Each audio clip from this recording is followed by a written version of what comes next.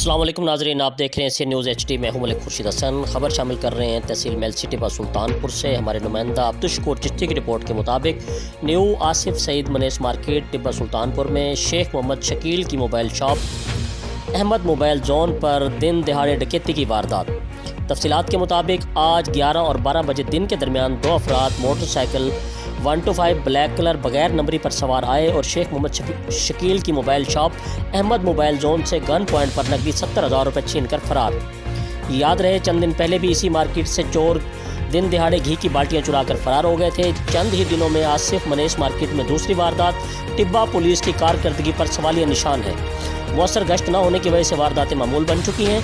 मोहम्मद शकील के साथ साथ अंजुमन ताजरान और अवामी हलकों ने DPO बिहाड़ी Zahid Nawaz Marwat, DSP Mailsi Mohammad Wasim, SHO Tibba Mirza रहमत अली से फौरी मुल्ज़मान ट्रेस करके रकम की बरामदगी का मुतालबा किया है।